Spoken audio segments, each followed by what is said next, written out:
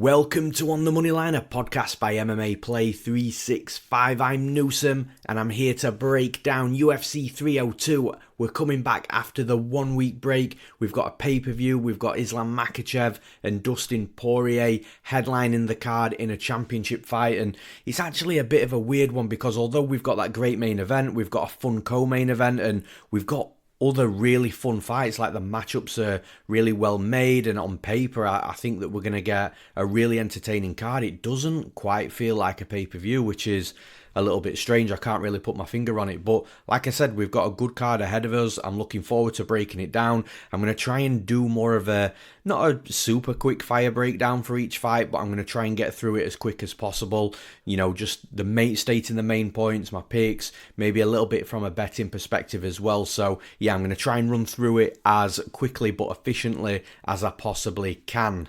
But just before we get into those breakdowns, as always, if you're wanting to jump into the action this weekend, have a little bit of fun, put some bets on, make things that little bit extra from an entertainment perspective, then you can do so at MMAplay365.com. There's plenty on there, and it's all in one subscription as well. So whether you just want the AI predictions from Bayes AI, our UFC prediction software, or whether you just want the handicapping advice from myself, you get fun parlays, you get recommended bets with written breakdowns, you get the official bets that I'm physically putting my money on as well. And I am on a little bit of a cold streak, so you know, just to be transparent, I've not had a great last month or so, but you know, with any long-term handicapper, with any long-term winner in this game, which I absolutely am, cold streaks are a part of it. It comes part and parcel with what we do, and eventually that cold streak will end, the hot streak will continue running, so nothing to worry about there. But going back to the packages, everything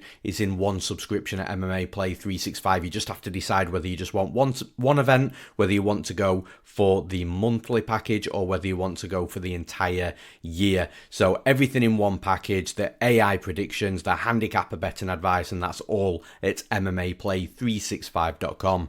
And with the introduction out the way, with the promo out the way, let's get breaking some fights down at UFC 302. And of course, as always, we start in that main event. We've got the lightweight championship title fight between Makhachev versus Dustin Poirier. Now, Dustin Poirier, you know, we know he's been around for years. Everybody that's been following MMA for, you know, years knows exactly what you're going to get with Dustin Poirier. And the same with Makhachev as well. It's not as if we've got a title fight between two fighters that everybody, or at least a hardcore fan base, doesn't know about. So yeah, I think it's a tough fight for Dustin Poirier. You know, the betting lines reflect that as well. I don't think there's any getting around that. You know, Makhachev's like a minus 500 to minus 600 favourite, depending on where you're looking at. And I think even though Makhachev should win this fight, I don't think there's too much value in that minus 500, minus 600, unless you've got like a long shot parlay and you're just wanting a little bit of fun, you're just wanting another leg to that parlay, then yeah, I think you could probably play that, you know, if you're putting small money on it. But from an official betting perspective, I think at minus 500, minus 600, there's not too much you can do with it, because on the other side, look, Dustin Poirier is a dog inside the cage. He's always going to be somewhat live. You know, he's got good qualities wherever the fight goes, from a striking perspective, wrestling, grappling, and not just the striking, wrestling and grappling offensively, but defensively as well. Like, he's a very well-rounded fighter. He's got 5 rounds of cardio. And look, I actually cashed Dustin Poirier. I think I bet him at like plus 175, plus 180 last time out against Benoit Saint-Denis, and that fight went down exactly how I predicted it to go down, and got that really good dog cash. But I don't think the dog is going to cash in this one. I think Makhachev, I don't even know if Dustin Poirier is going to be the better striker in this fight, because obviously Makhachev's going to be the better wrestler. He's obviously going to be the better grappler. So you're thinking to yourself, well, where is Dustin Poirier going to have his advantages? Maybe it's within the striking, but Makhachev's leveling up his striking. You know, we saw the knockout of Alexander Volkanovski. I don't think that was a fluke knockout. Like, Makhachev set that up, and like I said, I think he's really developing into he's an elite fighter anyway, obviously, but he's really developing that striking to be at the elite level, catching up with the wrestling and grappling. And this is why I just don't think anybody in the division is going to beat Makhachev. I think as long as Makhachev is active and fighting, I just don't see anybody beating him. I mean, at some point, if he continues to have a long career, he'll get old and, he'll start declining a little bit, and that's when someone will be able to get at him. But like right now, I still think he's in his prime. He's elite everywhere, and I just don't see it. Like, even if Poirier piles volume on him in regards to the striking and tries to push her pace and tries to get Makhachev on the back foot, I mean, it's difficult to envisage that happening. But if that did happen, then I think Makhachev will just level change as Poirier's, pressuring, and just relieve all that pressure and then start to take over the fight on the mat. So yeah, I think it's a difficult fight for Poirier and one that I don't see him winning. So for those reasons, I'm picking Islam Makhachev to win this fight and still the UFC lightweight champion. And in the next fight, in the co-main event, we've got a fun one between Sean Strickland and Paulo Costa. And look, for me, I've been on Paulo Costa a lot over the years. In fact, I'm not sure if I've ever... In fact, I did bet against him once. I bet against him when he fought Israel Adesanya.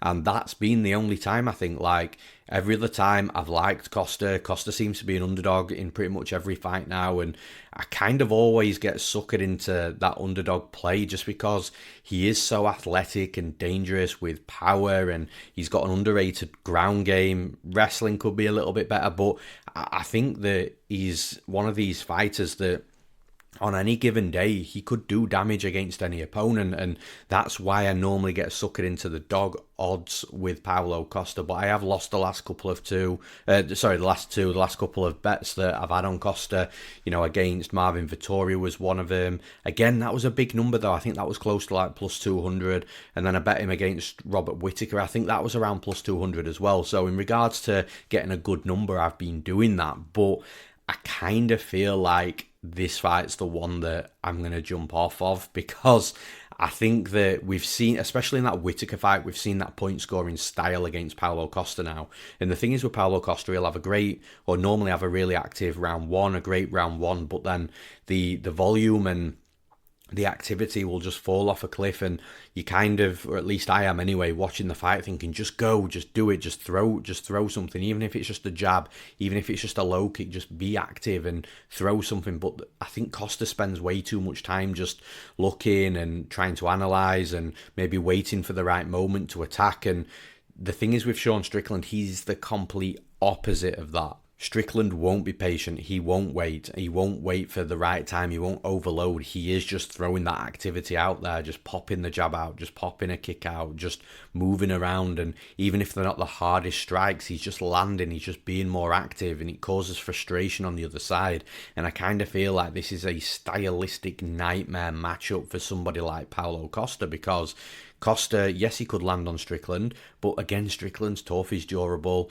We've only really seen him knocked out badly in recent times against Alex Pereira, and we know that Alex Pereira is just an absolute monster. So, again, is it possible that Costa knocks Strickland out? Yes, it is, but outside of that knockout, Strickland's just going to be more active, he's going to be landing more, I think he's going to be eating less shots, and I think the longer the fight goes on, the harder it's going to be for Costa, the more frustrated Costa's going to get, the more he will come forwards, overexert himself, leave holes for Strickland to land back on Costa, and I think that's exactly what we're going to see here. The thing is, when Strickland fought Dricus du Plessis, like du Plessis was matching that volume to an extent, but just landing the slightly harder shots. So du Plessis and Costa have got the similar body type, the similar power, it's just du Plessis was able to keep up somewhat with Strickland's volume, and that's what allowed him to make the fight close and beat him in the judges' eyes at the end of the fight. Whereas Costa, I just don't think that activity level is going to be anywhere close to Strickland's, and that's what's going to matter. So for those reasons, I'm picking Sean Strickland to win this fight. And in the next fight, we've got Kevin Holland versus Michal Oleksiejczuk.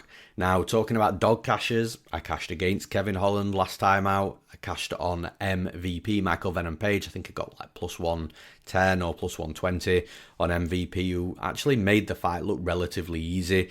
And look, this is a completely different fight for Kevin Holland. This is one where, he's not got another tall, long, rangy, elite level striker. And look, Michal Oleksiejczuk is a world-class striker, but I think there's a difference, at least in my opinion, between how I phrase world-class and elite. Like, elite is what MVP is when it comes to the striking. Very, very, very good.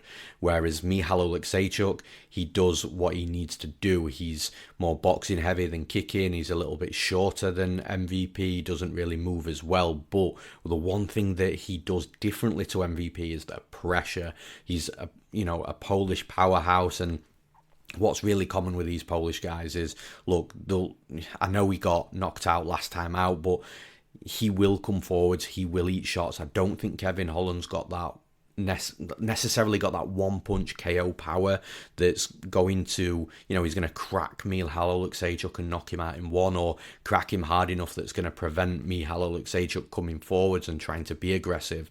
And it's a really good stylistic clash from a striking perspective, this fight, because look, Holland I don't think is going to go for takedowns, and I don't think Oleksiejczuk is either. I think they are going to strike it out, and it's a funny one because I kind of think that both fighters are going to think they're the better striker in this fight, which means that they're both going to try and overwhelm their opponents.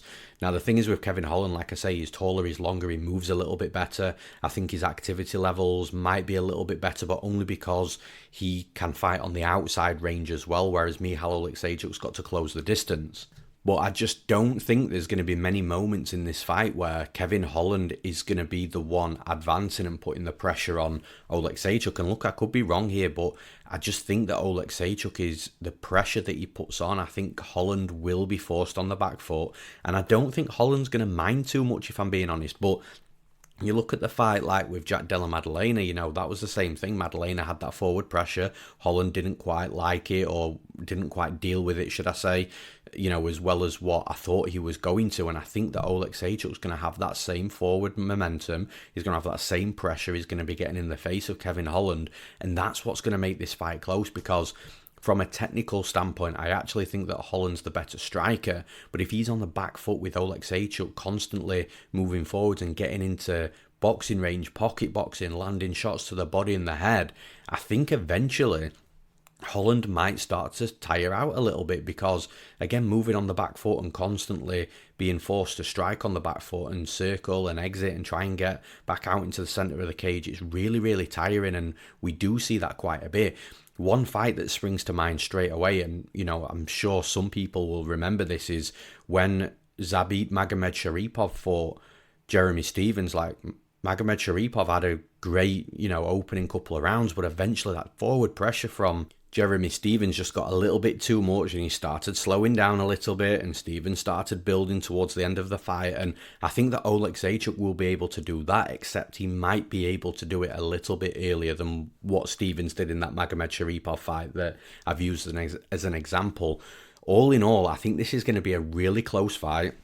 I think it's going to be really competitive, and I actually do think that forward pressure, the getting in the face, getting in the boxing range, the pocket boxing, I actually think that's going to, if this happens in the way I think it's going to happen, I think Oleksiejczuk's going to have a lot of success. And in a close fight with the moments of, again, that fighter that's moving forwards, trying to make things happen and landing the hard shots in the boxing range, might just be enough for Oleksiejczuk to squeak a decision out, if there's not a finish, of course. So for those reasons, I am actually going to slightly side with Michal Oleksiejczuk to win this fight. And in the next fight, we've got a good fight at heavyweight, actually, at least from an entertainment perspective. We've got Jailton Almeida versus Alexandr Romanov.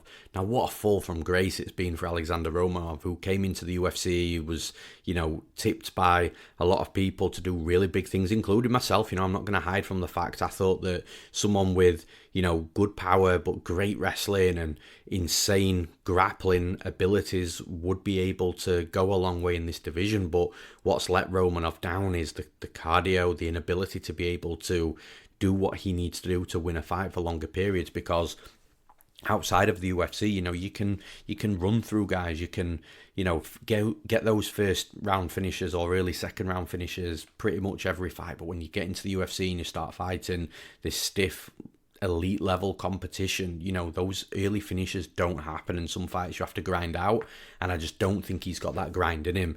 And here with Almeida, I think, Almeida's had a little bit of a fall from grace as well.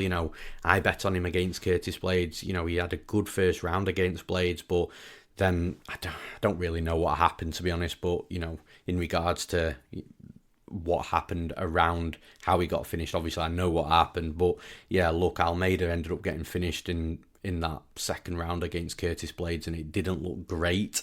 But here, I think that Almeida's got a real good bounce back fight, because again, I know that Almeida can go for 5 rounds. I know that he's got 5 rounds cardio doing what he needs to do to win a fight.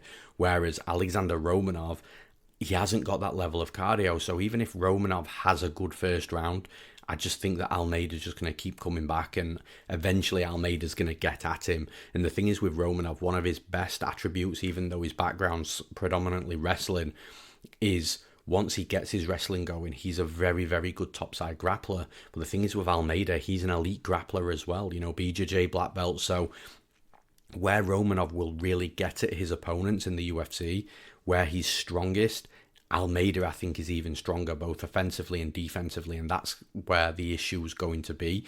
I think Romanov might score a couple of takedowns, maybe, if he goes for it, but again, Almeida's wrestling's decent. I think Almeida will be able to reverse positions. I think he'll be able to get Romanov down. And that gas tank that's already a little bit sketchy from Romanov, or at least with some red flags there, I think that Almeida's style here is going to be able to allow him to drain that gas tank even faster, even more than Romanov's had to deal with in the UFC to date. So yeah, look, from a striking perspective, it's anybody's fight if Romanov can land on Almeida, but I just don't think Almeida's going to stand there and allow Romanov to tee off on him. I think Almeida's just going to go back to what he knows, level change, shoot a takedown, get Romanov down to the mat, and Almeida on top of Romanov, I think, is going to be an absolute nightmare for Romanov. I'd be surprised if he got up more than twice. I'll give him once or twice, but after that, I think the cardio's going to be affected, and Almeida will just be able to start slicing through him, and I think he'll end up getting a finish along the way as well. So for those reasons, I'm picking Jailton Almeida to win this fight. And in the next fight, this is a fun fight as well. We've got Randy Brown versus Elizeu Zaleski dos Santos. Now, I'm going to go with Zaleski for this. I'm not saying all that every time I mention his name. But look, with Zaleski, he's been around for years. He's got that capoeira style. He's dangerous. He's got power. He's predominantly a kicker. He's a really fun fighter. And low-key, he hasn't dropped off a cliff either. It feels like he's been around forever. I think he's like 37, 38, maybe even older. I can't really remember, but he's definitely up there in age, and he's been around for years. He's been in the wars. But like I said, I don't think he's quite dropped off that cliff yet. I think he's still very relevant in the division in regards to, being in very competitive fights. And Randy Brown is a good opponent as well for him. Like, you look at Randy Brown in the last 5 years he's been fighting. Again, he's got a low-key record as well. In the last 5 years that he's been in the UFC, his only losses are to Vicente Luque, which was a prime Vicente Luque, by the way, not a 2024 Vicente Luque that is slowly starting to decline, at least in my opinion. But that was a prime Vicente Luque that he was actually doing okay in. And then the other loss in the last 5 years was Jack Della Maddalena, who's a fighter on the rise. And, we know all about Jack Della Maddalena. So, those are the only 2 losses, and he's winning every other fight. Like, even a really good fight against Chaos Williams, it was close. You could argue either way, but Chaos Williams, we've seen what he just did to Carlston Harris. He's dangerous, and Randy Brown's there standing and striking with him. So I think we've got a really fun fight here, but I think there's some upside on Randy Brown over Zaleski, and the main reasons for that is, look, Randy Brown's younger. I think he's more athletic. He's taller. He's longer. I think he's going to have a speed advantage in this fight as well. The real concern that I've got for Randy Brown is the fact that he doesn't do anything about these low kicks. So he will, and it's weird as well, because every single opponent that Randy Brown tends to fight seems to batter his legs. So, when I was watching tape on this, I was looking specifically at how he deals with it. And against Vicente Luque, who I feel has got the hardest low kick out of the guys that have tried to, crush Randy Brown's legs, Vicente Luque did end up doing a number on him. He didn't finish Brown because of the leg kick specifically, but you could see that, Vicente Luque really did slow Brown down with those low kicks, but those were really hard kicks, and it must have took about 20, 25 of them before they actually started to cause a serious effect. And this is the thing, although Brown doesn't do anything to defend or check these low kicks, even though he's got, skinny legs, we've heard Paul Felder say on commentary that, the skinnier legs should be more susceptible to getting hurt because the thicker legs got more muscle to absorb the power of the low kicks. Brown's durability on his legs are actually pretty good. So, I do think Zaleski is going to attack the low kicks. I do think it's a bit of a concern because it only takes one kick in the right place to completely shut a leg down. And if he's firing 5, 10, 15 and Brown isn't doing anything to defend them, then that's going to be detrimental to Brown winning this fight. However, outside of that, I just think Brown's got the upside. Like I say, taller, longer, quicker, more athletic, younger. I think he's going to pour more volume on Zaleski. I think if Zaleski was going to get anywhere outside of that striking and the low kick, I think it would be with the wrestling and topside grappling. But Brown's got decent wrestling defense. He's got a decent get-up game as well. He's got a decent jiu-jitsu game. So I just don't think that the offensive wrestling and grappling of Dos Santos is going to be enough to trouble the defensive areas of Brown. And therefore, I think it's a fight that's going to be won and lost on the feet. And like I said, Brown younger, taller, longer, quicker, more athletic.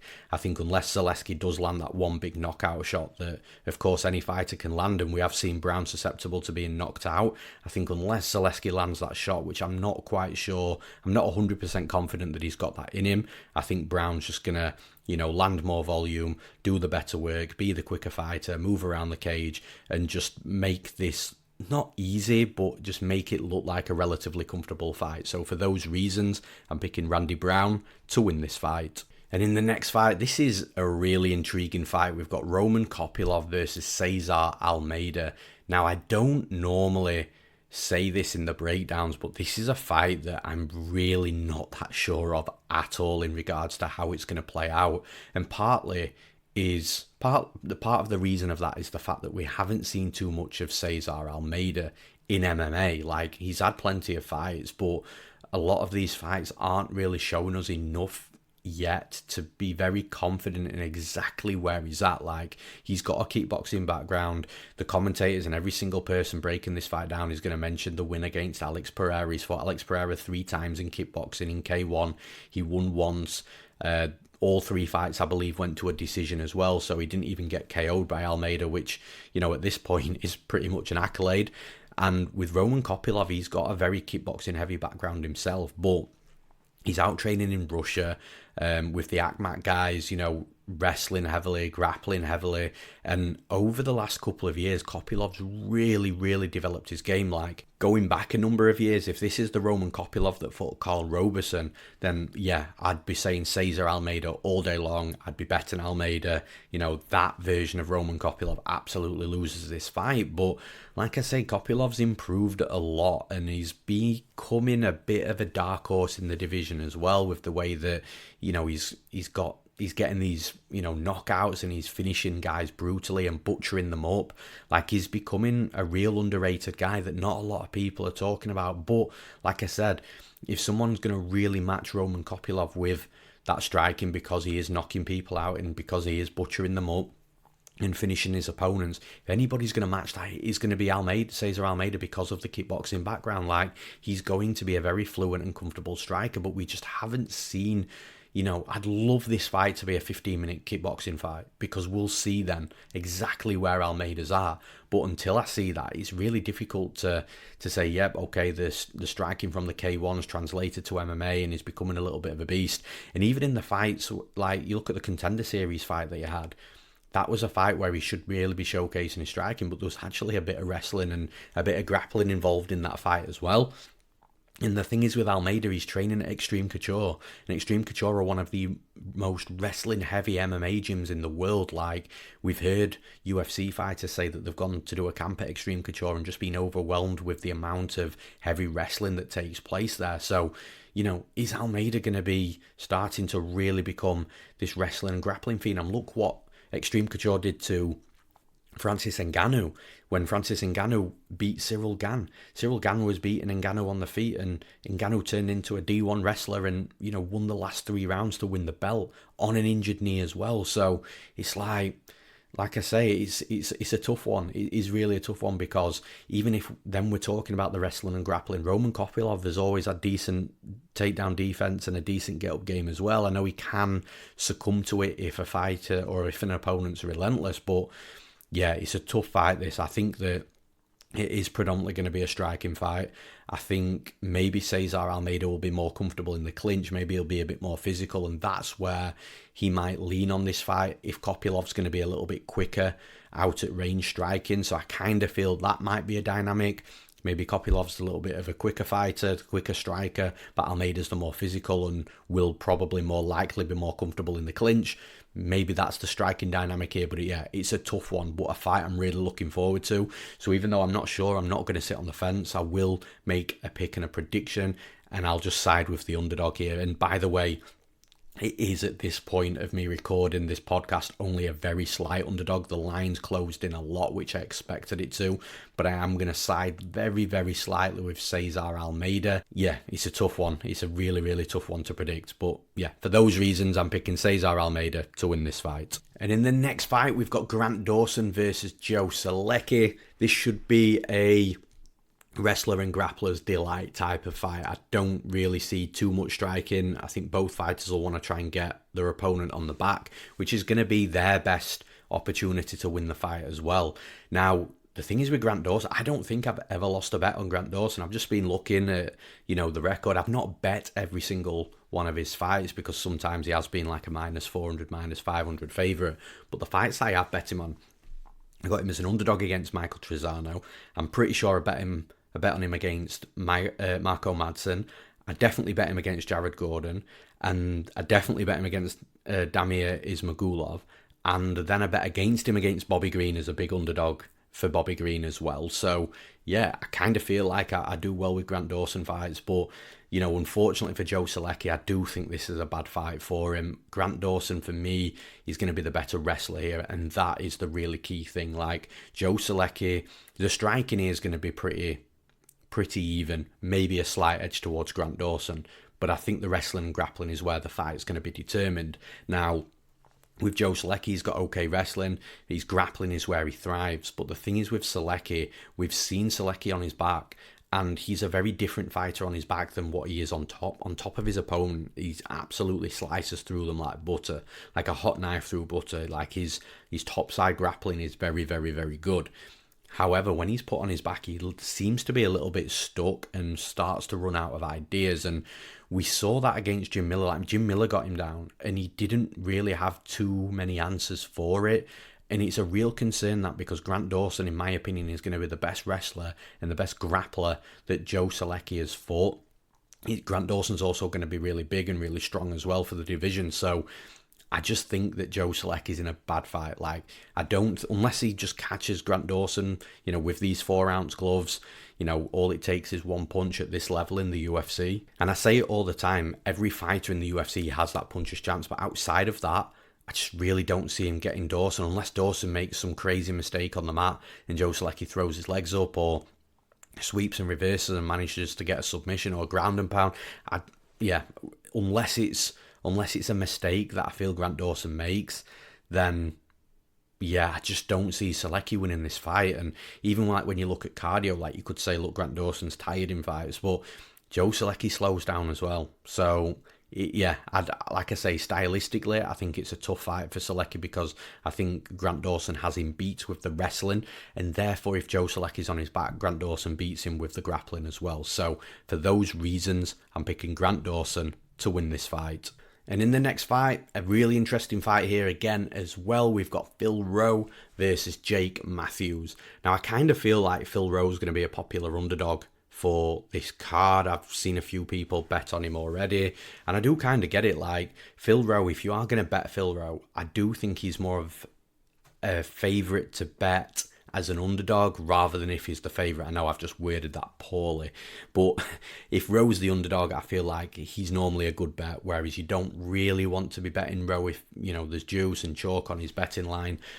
obviously it depends who he's fighting against and what that line is, but the thing is with Rowe, I still feel that there's a couple of holes in his game that he needs to fix and patch up, and I don't think the holes from a technical perspective. It's more just getting that experience in the UFC and being able to, I was about to say overcome adversity, but it's not even that. Like, we've seen him hurt, and you look at the Niko Price fight, he got hurt badly in that third round, recovered, and then finished Price about 60 seconds later. So it's not even the overcoming adversity, it's just gaining the experience, maybe not making, certain slight mistakes and errors. But again, I don't think these are mistakes and errors that are really costing him fights either. I think that Rowe's very slowly building himself into, a very good fighter in the division. And even though he's not like a mid-20-year-old fighter, he's still very young in the game. He's still improving and developing. So, yeah, I think Rowe is definitely one of those fighters that, at least for right now,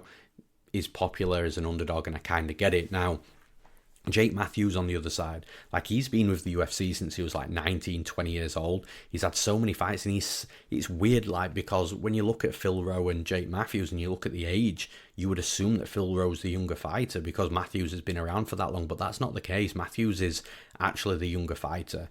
The thing is with Matthews, I kind of feel like we know where his ceiling is now. I don't think it's, a lot of people thought years ago that Matthews was destined to be in and around the top 3, top 5, top 10. He was that young fighter that there was a lot of hype behind him, and it hasn't quite worked out for him. But what you do get with Jake Matthews is a very solid fighter, and a very solid fighter everywhere. Like, his striking's decent, his wrestling's decent, his grappling's decent. He's a very all-round type of fighter, doesn't really shine in one specific area, but is okay everywhere.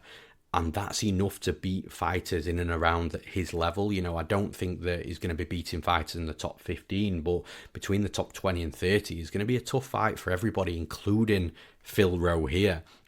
I think Matthews has got, like I say, his boxing's decent. I think he can mix in the takedowns in this fight as well.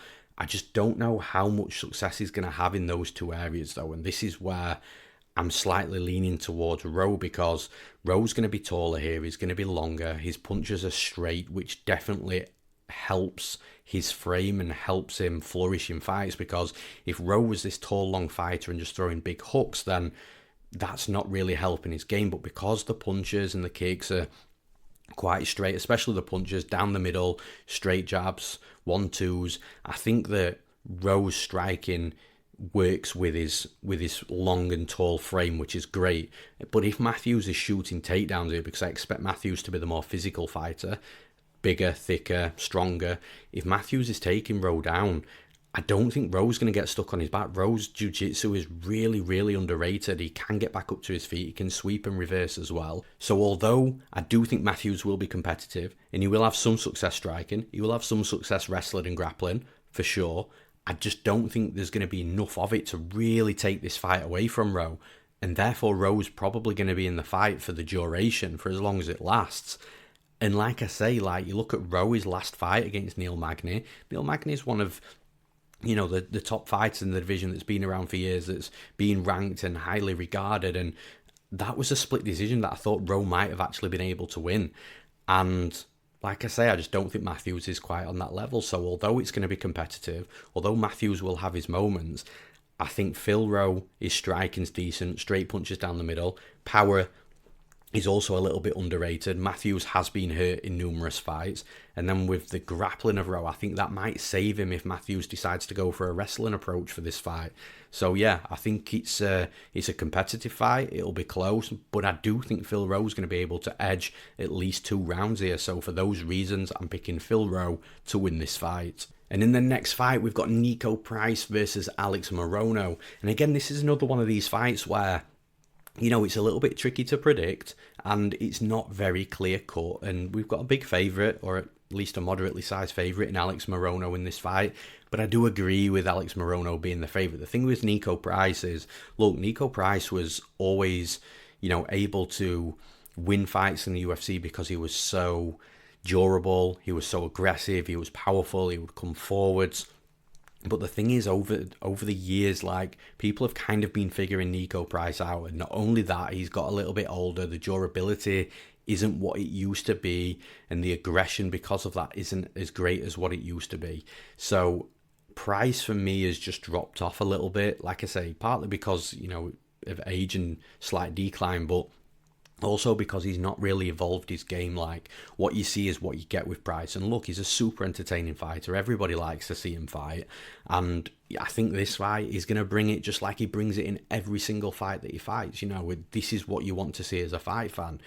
It's just someone like Morono who is very level-headed, calm, composed, relaxed, does a good job of reading fights. I've just got a funny feeling Morono's going to have his number here. And every time Price comes forward, tries to be aggressive, tries to land on him. I'm not saying he won't land on Morono. And look, if he does, Morono has been knocked out before. So that's definitely something that he's got to be careful of with Price, because regardless, Price will still back power. However, outside of that, I've just got a funny feeling Morono's going to have his reads in this fight, and he's going to be able to just counter the aggression and that forward pressure that Price is going to put on him. And Morono should just be able to start landing good volume, start pulling away with the strikes, start pulling away with the rounds, and therefore the fight as well. So even if it's not working out for Morono on the feet, I think Morono could level change and take Price down. Morono's got a decent topside game. And yeah, I just think it's going to be a tough fight for Niko Price, if I'm being honest, at this stage in his career. And when I say this stage in his career, like something I haven't even mentioned yet, just because I don't see it as too relevant for so many reasons, but this is actually the second time these guys have fought. They fought 7 years ago. Niko Price was very new into the UFC when he fought Alex Morono. But even if you want to make comparisons, which, like I said, 7 years ago, it's tough to even analyse that. But look, Niko Price actually won that fight. He knocked Morono out. It says it's a no contest on, the Tapology and on Niko Price's record, because he failed a drug test with, marijuana, weed, and, we know that's bullshit now, and most commissions even allow that. So that should be a win on Niko Price's record. But prior to Niko Price actually getting that knockout, Morono had his number. He was landing shots, he was doing the better work, and then Price just landed with him being that younger, more explosive, aggressive version of himself. So this is what I mean. I just don't think we're going to get that version of Niko Price in this fight 7 years later, but I still think Morono will be able to do the same work he was doing during the last fight, except this time not get knocked out. So for those reasons, I'm picking Alex Morono to win this fight. And in the next fight, we've got the return of Mickey Gall, and this time he's fighting Bassil Hafez. And stylistically, I think this is a great matchup that the UFC have made, because what they normally do with Mickey Gall is they'll give Mickey Gall a striker that doesn't really have the best wrestling or grappling, and then it's a fight where we're talking about, well, does Mickey Gall get the fight down? And if he does, then he wins, but if he doesn't, then he loses. But actually, Bassil Hafez is a decent wrestler. He's got a really good jiu-jitsu game as well. This time he's got a full camp. In his UFC debut, he stepped up on short notice to fight Jack Della Maddalena, which actually, in some people's eyes, Bassil Hafez should have won that fight.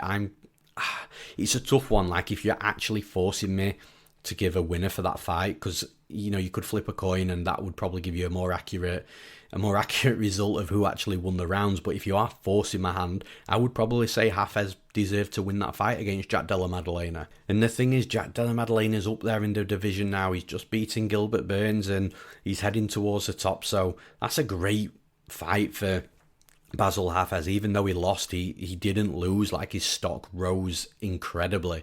Now with Mickey Gall, it feels like I just don't know where he's been and what he does. Like, it feels like it's been more than 2 years since the last time we saw him, and it has been 2 years. 2022 was the last time he fought, but I don't know, it's just inactivity even prior to that. Like, he fought a couple of times in 2019, he fought once in 2020, a couple of times in 2021, once in 2022, and then that's the last time we've seen him. So over the years he's been really inactive, and like I say, I don't know if it's injuries or, developing his game. I'm not quite sure, but it doesn't fill me with a great deal of confidence where you've got a Bassil Hafez who can come in on short notice and nearly beat Jack Della Maddalena. And then you've got Mickey Gall that's, really inactive, hasn't fought in 2 years. And yeah, it's a tough one, I think, for Mickey Gall, because Bassil Hafez, in my opinion, is going to be the bigger fighter in regards to being more physical and stronger as well. And I think it's going to be really tough for Mickey Gall to try and take Hafez down. Now, maybe the one area where Mickey Gall might be able to get at Bassil Hafez is maybe he lands a head kick, a hard flush head kick, because he's going to be taller, he's going to be longer. Maybe he lands a good straight right hand that, knocks Hafez down. But look, Jack Della Maddalena landed a lot of shots on Hafez, and he took them all pretty well, if I'm being honest. So, obviously every fight's different, and it only takes one clean shot on the button to end it. But based on what I've seen from Hafez, he's able to take damage on the feet, but he's very strong and physical, and he's got a good topside grappling game. And I think he's going to be able to get Gall down in this fight. I think Gall is going to struggle a little bit on his back with Hafez on top of him. And again, like I said with Solecki earlier, Gall's good topside, but on his back, if he's got the right opponent on top of him, he can struggle. Mike Perry had Mickey Gall down, and Gall didn't really have any answers on the mat. I think Hafez is going to be able to do the same. If Gall's going to have his opportunities here, I think it's more going to be from the striking perspective, which might be the first time I've ever said that.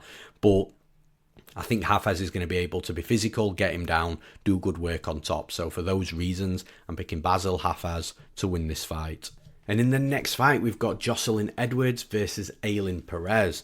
Now, it's really ironic with Joselyne Edwards. She's been on some weird decision wins and losses. Last time out, in my opinion, she should have absolutely beaten Nora Cornell, but she lost. And I think that's very close to a robbery. I don't really use the word robbery too often, but it's about as close as it gets.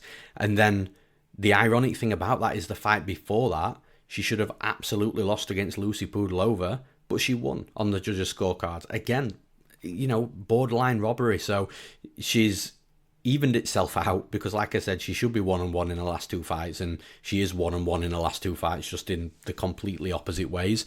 And the thing is with Ailin Perez, we've got an Ailin Perez here who won't make fights too close. I do think this is a good fight for Perez. Edwards seems to do a decent job wrestling when she's fighting predominant strikers. But when she's fighting predominant wrestler and grapplers, she's not very wrestling heavy for obvious reasons, but she's also very susceptible to getting taken down and controlled. And that's where I think the problem's going to come with Ailin Perez, because Perez is a fighter. Look, she landed 2 takedowns in her last fight, 10 in the fight before that. She landed 1 in a UFC debut, even though she lost that fight. But Perez is one of these types of fighters that is short, stocky, aggressive, will come forward, press the action, look to take her opponents to the cage, and then just start chain wrestling, ragging them down to the mat. The opponent will stand up a couple of times. She'll keep getting them back down. And I think that's going to be an issue for Joselyne Edwards in this fight, because that's the type of fight where Edwards can be got at. And I just don't think this fight is going to be close enough for the judges to get it wrong. I think Perez is going to have a height and reach disadvantage, maybe a striking disadvantage because of that. But the thing is, she does such a good job of closing the distance, getting in close, getting a hold of her opponent and then taking them down, whether that's with technique or just being the thicker, stronger fighter, more physical fighter. And I think that's what's going to happen in this fight. I think she's going to score takedowns, plenty of them. I think Edwards will get back up a couple of times, but eventually Edwards will stop getting back up. Perez will start to have more and more success the longer the fight goes on, and it's just going to be a frustrating night for Joselyne Edwards. So for those reasons, I'm picking Ailin Perez to win this fight. And finally, the last fight to break down, it's actually one of the best fights on the entire card. And I feel like we've just got so much to say about this fight. We've got Andre Lima versus the newcomer, stepping in on short notice, making his UFC debut, Mitch Raposo. So initially, Andre Lima was supposed to fight Tumen Dembarel, and I actually had a breakdown written for Andre Lima for a potential max bet against Tumen Dembarel. Look, Tumen Dembarel's an exciting fighter. He's got power, but man, he had so many holes in his striking, his wrestling and grappling. And I think Andre Lima, he was like minus 200 at the time that fight got cancelled, and I felt like it should be, minus 400, minus 500. I think Andre Lima would have had a real good time with Tumen Dembarel. But Tumen Dembarel is out. I think it was visa issues or something, which is unfortunate. I hope he does get an opportunity in the UFC, because he is an entertaining fighter, an exciting striker with power. But in steps Mitch Raposo on short notice. Now, Mitch Raposo, you'll remember him from The Ultimate Fighter. He lost to Ludovic Shalinian. Didn't look too great in that fight, won the first round, lost 2 and 3. And then he fought in his next fight in the Contender Series against Jake Hadley. He looked a little bit better. Again, did well in round 1, but then got finished in round 2. Then he went on the regional scene, which was time for him to reset. He became a double champion in 2 different promotions. It was CES and Cage Titans, which, I know that's not your LFA or your Cage Warriors, but they're still decent promotions, and you can see he's improving and getting better. Now, when I actually looked at the age as well, I think Mitch Raposo's 24, 25 now, but when he fought in Tough, he was only 21, and he was 22 in the Contender Series, so he was green, he was young, he was 4-0, he was 4-0 in Tough, and then 4-1 if you want to count the exhibition fight as a loss because it went 3 rounds. So he was still young, he was still green, and he's been improving. He's gone over to Tyson Chartier with the New England Cartel, training with guys like Calvin Kattar and Rob Font, and you can actually see that in the style of his fights as well, because he's a very quick, fast boxer. He's in and out of range, landing combinations, in range, lands combinations, darts straight back out. He's got good lateral movement, defensive wrestling, grappling is on point as well. We've seen, fighters shoot takedowns on him since the Tough fight, and he's got a very, very quick reactive sprawl. I think this fight's going to be really good, because on the other side you've got Andre Lima, who is tipped to be one of the next best fighters out of Brazil in the UFC. He obviously had that fight against Severino last time out. Severino bit him, and it's so disappointing that, because it's not, Lima was probably maybe edging the fight, but Igor Severino was definitely in the fight. He was definitely having success in certain areas, and he just randomly just bit him and got disqualified for it. And it would have been nice to see that fight play out, just to see exactly where it would have gone. But look, Lima's background is within striking, Muay Thai, so he's got that slow, patient, reactive, counter-striking style of fighting, hard kicks, hard punches when he does react. And then he's also a black belt in BJJ, so he's also got that grappling aspect to his game that he's built up over the years, which you absolutely need when your background's in striking. So this fight for me is going to be a really, really good fight. I do think it's one that's going to be won and lost on their feet, purely because Raposo doesn't shoot many takedowns, and I actually think if anybody looks to get the fight down to the mat, it might be more on Lima's side. But again, Raposo's defensive wrestling, I think, is going to outwork the offensive wrestling of Lima, therefore leaving us with a striking fight. And this is where it's close, because technically I think Andre Lima is absolutely the better technical striker in this fight, but because of Mitch Raposo's speed and his movement, and look, it's not as if Andre Lima's slow, but Raposo is super fast with his hands and combinations, but because of his movement laterally and in and out, I think it's going to be really difficult for Lima to get off on a lot of volume in this fight, because this Muay Thai style, like I say, it's very static and reactive, whereas Raposo is going to be in and out, landing strikes, he's going to be moving laterally, exiting, angling back out, and I just feel that it's going to be a close fight. Like I say, Lima's the better striker, but I think Raposo's going to be the better mover and might end up maybe just out voluming Lima in this fight. And Raposo's got power in his hands as well. But then another aspect to this fight is, look, Lima's got really hard low kicks, so if he's landing hard low kicks as Raposo's coming into range, then that could potentially shut Raposo's offensive striking down, and he'll be getting hit instead of landing and darting back out. But also, if the leg starts hurting, that's going to affect the speed and the movement of Raposo, which will allow Lima to build inside the cage. So stylistically here, you can really make an argument on either side, because Raposo's speed and movement should be too much for Lima's static reactive style. But if Lima gets off on low kicks and that speed and movement stops, then Lima's going to be in that driver's seat. So yeah, for me, it's a really, really good fight, a really close and competitive fight. And I'm just going to side with the underdog for that reason, just because, look, Raposo at the time of recording is almost at around plus 200. He's like plus 190 in some places. I think it will get to plus 200. And I think the line's too wide for how close the fight should be on paper. The other aspect is Raposo's taking it on short notice, so maybe that's baked into the betting line a bit, I'm not sure. But from a skill set perspective, just watching tape on these guys, I think the fight's really, really fun, really close, really competitive. And the fact that we've got nearly a plus 200 favourite in this fight, I'm just going to lean towards that for the sake of the prediction. So for those reasons, I'm picking Mitch Raposo to win this fight.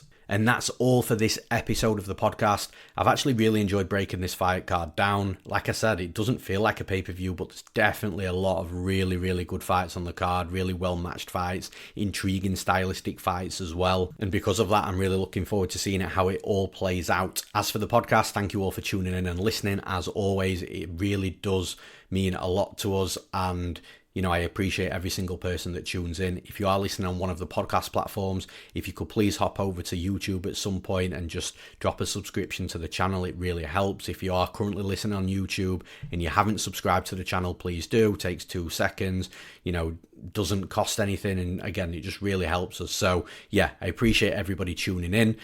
If you do want to jump into the action just one more time, then make sure you go to MMAplay365.com, where everything's all in one package, whether that's the handicapper betting advice or the Bayes AI UFC prediction software predictions, which gives a percentage prediction for every possible outcome of every fight on every single UFC event. And again, that's all at MMAplay365.com. I'm Newsome, thanks for listening, and I'll be back again next week.